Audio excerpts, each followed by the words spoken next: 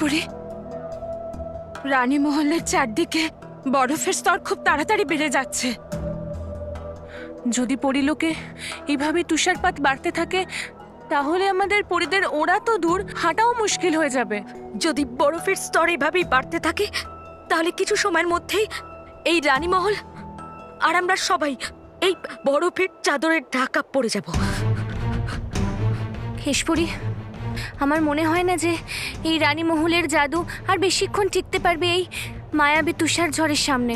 তোমরা সব পরীরা চিন্তা করো না, এই তুষারঝড় রানী মহলকে নষ্ট করতে পারার আগে আমার পুরোপুরি বিশ্বাস আছে যে বালবীর কোনো না কোনো উপায় নিশ্চয়ই বার করবে এই ঝড়কে আটকাবার।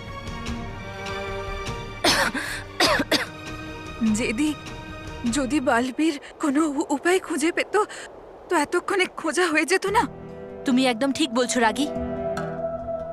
রানীপুরীর সাথে সাথে আমরা সব পরীরাও এই বরফে শেষ হয়ে যাব। কিন্তু যদি আমরা সব পরীদের সাথে শেষ হয়ে যাওয়া থেকে বাঁচতে পারি। কিন্তু কি করে রাগী? এই রানী মহল থেকে বেরিয়ে গিয়ে। কি? হ্যাঁ, আমাদের কাছে এখন এই একটাই রাস্তা আছে। আমাদের কাল দিকের দিকে ভয়ঙ্কর লোকে যেতে হবে আর ওখানে গিয়ে ভয়ঙ্কর পরীর থেকে সাহায্য চাইতে হবে। যদি এই সময় শুধু শুধু ভয়ঙ্কর পরী আমাদের সাহায্য করতে পারে। এটা তুমি কি বলছো রাগী? যদি আমরা এখান থেকে বাইরে বেরোই তো আমরা বরফের মূর্তি হয়ে যাব। হ্যাঁ দিদি, কিন্তু হতে পারে কিছু হলো না। কিন্তু যদি আমরা এই সব পরীদের সাথে এখানে থাকি তাহলে আমরা এই পরীদের সাথে বরফে নিশ্চয়ই জমে যাব। ভেবে নাও দিদি, আমাদের কাছে বাঁচার এই একটাই রাস্তা খোলা আছে। হ্যাঁ, মনে হচ্ছে তুমি ঠিক বলছো। এখান থেকে বাইরে গেলে আমাদের বেঁচে থাকার একটা আশা তো আছে। চলো দিদি, সময় এসে গেছে ভয়ঙ্কর পরীর থেকে নিজের সততার পুরস্কার চাওয়ার। ঠিক আছে, চলো।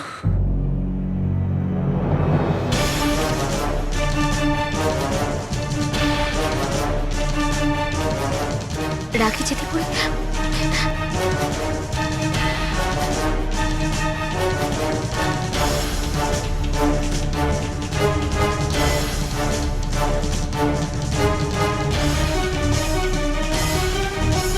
জেদি পড়ি, রাগি পড়ি, কোথায় যাচ্ছ তোমরা?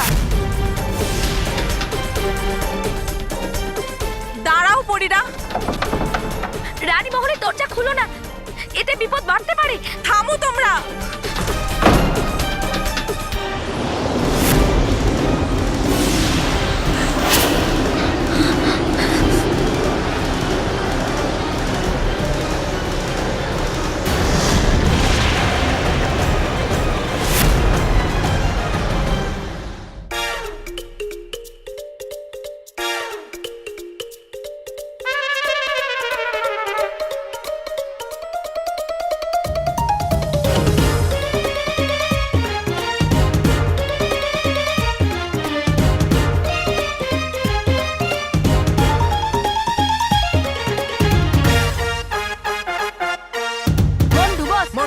Montu boss. Yes!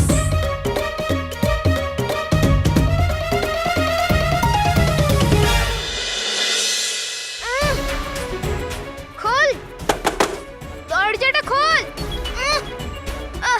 খোল দরজাটা। মানব, মানব।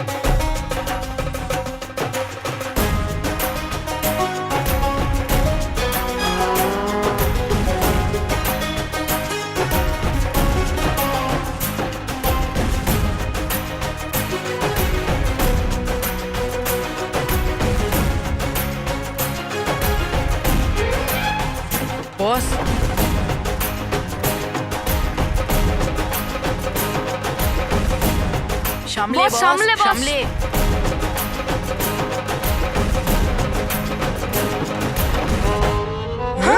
মন্টু বস।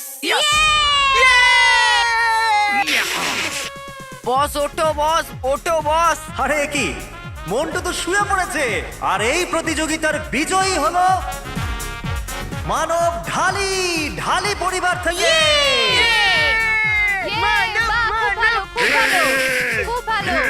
জোরে হাততালি হয়ে যাক মানব ঢালির জন্য।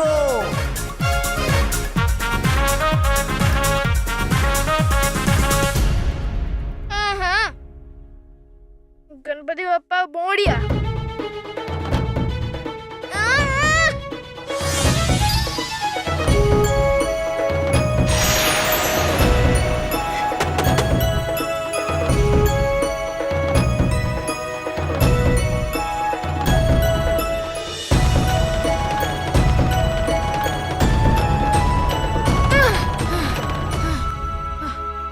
Thank God. Thank you, Ganesh ঠাকুর। এতক্ষণে তো কম্পিটিশন শুরু হয়ে গেছে। ওরে বাবা রে, কংগ্রাচুলেশন। কংগ্রাচুলেশন।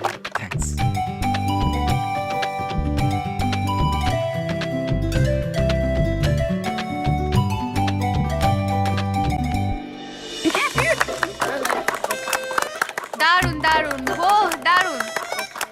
মানব, তুই তো চমৎকার করে দিয়েছিস। খুব ভালো হয়েছে, খুব ভালো হয়েছে। চল চল চল, খুব ভালো হয়েছে।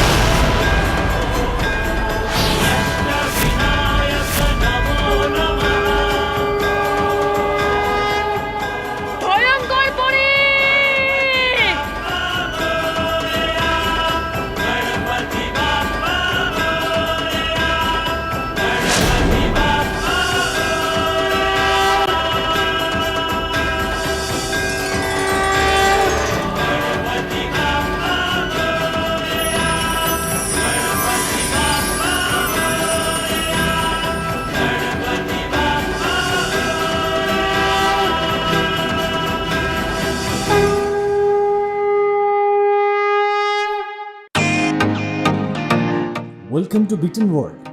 How may I assist you? নতুন ফ্ল্যাটের জন্য একটা স্ট্যান্ড ফ্যান আর কুলার নেব। এই পচা গরম থেকে একটু স্বস্তি চাই। বাজার চলতে সব ব্র্যান্ড আর ভরসাযোগ্য নয়। তার জন্য তো আমাদের ফ্যান আছে, all purpose bullet table fan, ceiling fan. আমাদের সিলিং ফ্যান কিন্তু 30 মাসের ওয়ারেন্টি সহ পাওয়া যায়। আছে ফারাটা 2 বছরের ওয়ারেন্টি, 17 থেকে 20 মিটার এয়ার ফ্লো। মধ্যবিত্তের সাধ্যের মধ্যে একমাত্র ভরসাযোগ্য ব্র্যান্ড বিটেন। আমাদের কুলারের কিন্তু অনেক range, 45 litres, 50 litres, 70 litres, 90 litres, 110 litres.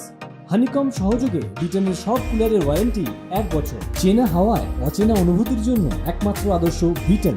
গরমে স্বস্তি পেতে বিটেনের ফ্যান হোক বা কুলার, আজই আনুন বাড়িতে। Beaten, digitally yours.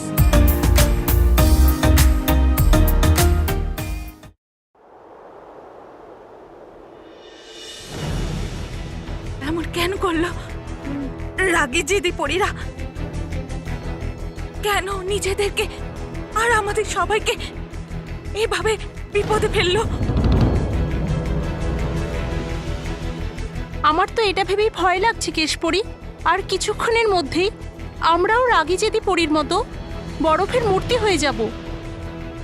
না ভয় পড়ি, এরকম কিচ্ছু হবে না। বালবির নিজের প্রাণের বাজি রাখবে, কিন্তু পরিলোকের অস্তিত্বকে বিনষ্ট হতে দেবে না। কিন্তু বালবির তো গেছে, অনেকক্ষণ হয়ে গেল। এতক্ষণে তো ওর চলে আসা উচিত ছিল। ওর কিছু হয়ে যায়নি তো কেশপরি? এই একই চিন্তা আমাকে অস্থির করছে। তাহলে আপনি বালবীরকে শীঘ্রই এখানে ডেকে নিন কেশপুরী।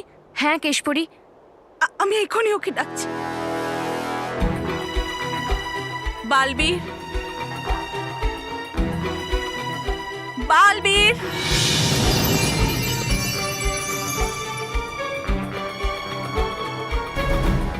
বালবীর, বালবীর? বালবীর, বালবীর তুমি ঠিক আছো তো? হ্যাঁ মা, আমি ঠিক আছি। তবে কিছুক্ষণ আগে ভয়ঙ্কর পরী আমার উপরে এমন প্রহার করেছিল যার থেকে কোনো মতে আমি বেঁচেছি।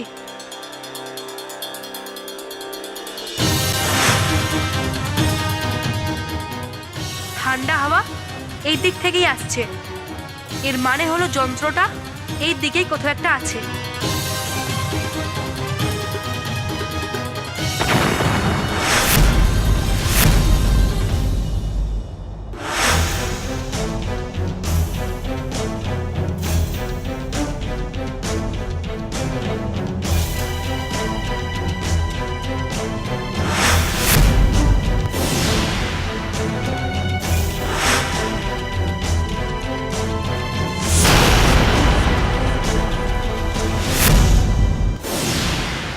মা, আমি ওই যন্ত্র অবধি পৌঁছানোর খুব চেষ্টা করেছিলাম, কিন্তু এই বরফ তৈরি করার যন্ত্রটাকে আমি খুঁজে পেলামই না।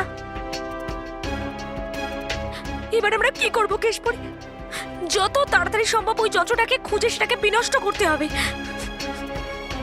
আমার কাছে একটা উপায় আছে যার সাহায্যে আমরা ওই যন্ত্রের থেকে বাঁচতে পারবো, কিন্তু সবার আগে আমি আপনাদের সবাইকে পৃথিবীতে নিয়ে যাব যাতে আপনারা সুরক্ষিত থাকেন। হ্যাঁ, এটাই ঠিক হবে বালবীর। পরীরা, এটাই উচিত কাজ হবে যে তোমরা সকলে মিলে বালবীরের সাথে পৃথিবী লোকে চলে যাও। আপনি যাবেন না আমাদের সঙ্গে? না পরীরা, রানী পরী পরীলোকের সুরক্ষার দায়িত্ব আমারই উপরেই দিয়েছিলেন, আর আমি আমার শেষ নিঃশ্বাস পর্যন্ত পরীলোকে সুরক্ষা করতে থাকবো। যদি তাই হয় কেশপুরী, তাহলে আপনার সুরক্ষার দায়িত্ব আমাদের সকলের, আর আমরা যতক্ষণ পারবো সকলে মিলে এই বিপদের সঙ্গে লড়াই করব।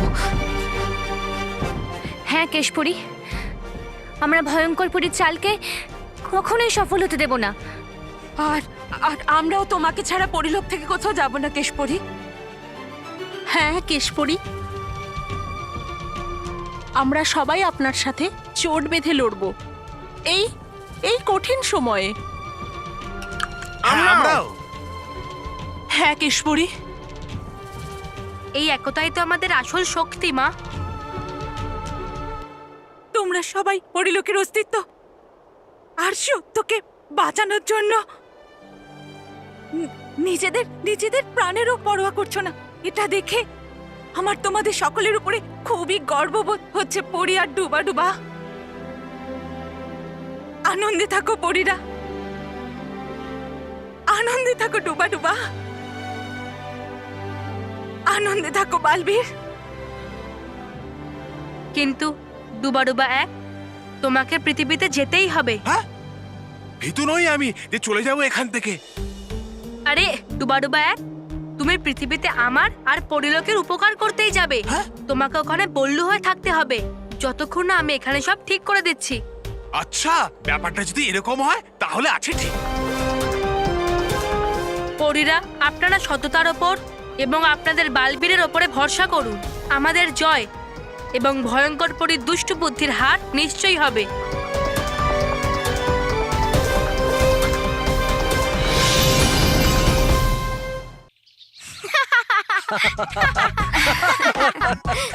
বাচ্চাদের মুখে হাসি ফিরিয়ে আনার জন্য অসংখ্য ধন্যবাদ গণপতি বাপ্পা। আর ঠাকুমা, তুমি ভাবতেই পারবে না, কিন্তু মানব সব মোদকের থালাগুলো খেয়ে নিয়েছে। মিথ্যে। হ্যাঁ, মানব থালা নয়, মোদক খেয়েছে, মোদক। রকি কাকা, তুমিও না। হ্যাঁ, আর ঠাকুমা, তুমি কি জানো মন্টু মানবের মতন আর্ধেক মোদকও খেতে পারেনি। এখন প্রতিযোগিতায় লাখানি পরিবারের 2 পয়েন্ট আর ঢালি পরিবারের 1 পয়েন্ট। বাহ, হ্যাঁ, এবার আমরা 2 পয়েন্ট দূরে আছি আমাদের স্কুটার হ্যাঁ। থেকে।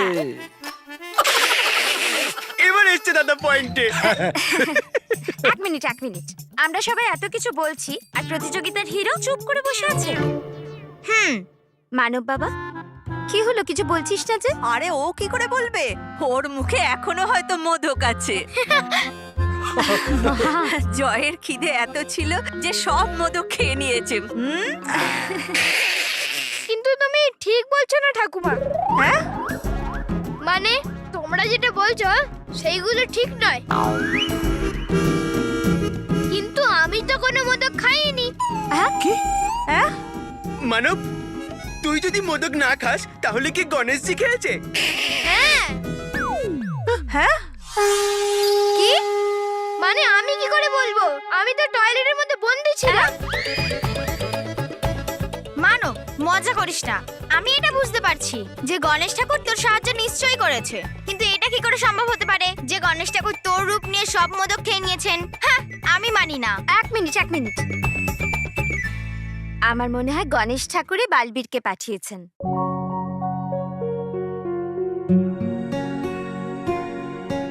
যাতে মন্টু বেইমানি করে না যেতে। হ্যাঁ, আমারও তাই মনে হয় যে বালবীরই মানবের রূপ ধারণ করে কম্পিটিশন এসেছিল। হতে পারে। আরে কখনো কখনো আমারও তো মনে হয় যে বালবীর ভগবানেরই এক রূপ। হ্যাঁ, কারণ যখন সততা ও ভালো সমস্যায় পড়েছে তখন ভগবান আলাদা আলাদা রূপ নিয়ে অশুভ থেকে তাকে রক্ষা করেছে। হ্যাঁ, নিশ্চয়ই ও বালবীরই হবে। মানব,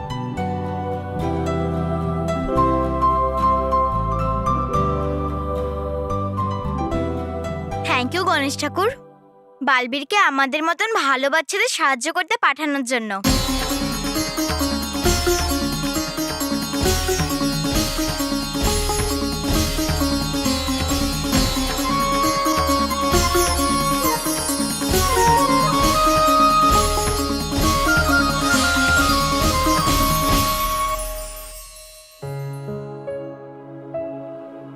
গণপতি বাপ্পা মোরিয়া। আরে বল্লু কোথায়? বল্লুর কোনো আওয়াজ পাচ্ছি না। দাদা, বললি যখন বাড়িতেই নেই, আওয়াজ আসবে কি করে? কি? কি বলু বাড়িতে নেই? হ্যাঁ, কোথায় গেল? তোমরা ওকে ওখানেই রেখে এলে নাকি?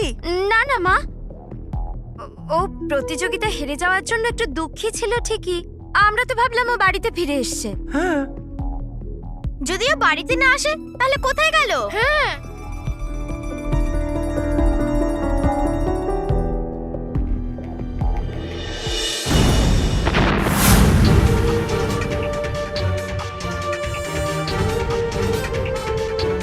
ভয়ঙ্কর পরি, তোমার প্রহার তোমার অসৎকে শেষ করার উদ্দেশ্যকে আরো জোরালো করে দিয়েছে। এখন আমি দ্বিগুণ শক্তি দিয়ে প্রহার করব। আর এইবার তোমার তৈরি এই বরফের তুষারপাত নিজেই আমাকে তাকে যে বানাচ্ছে সেই যন্ত্রের কাছে নিয়ে যাবে।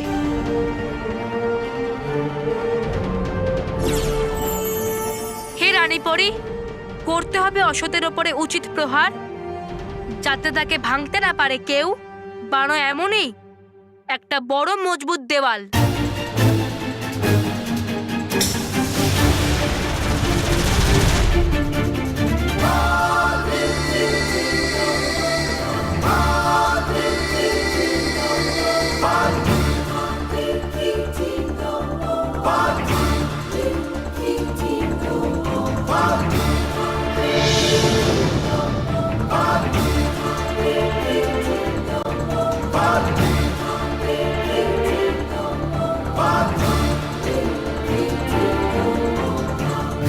এবার যখনই ওই তুষারপাতগুলো এই দেওয়ালকে ভেদ করতে পারবে না, তখন তারা ফিরে যাবে সৃষ্টিকারী যন্ত্রের দিকে। তারপর এরা সেই পথে জমে বরফ হয়ে যাবে।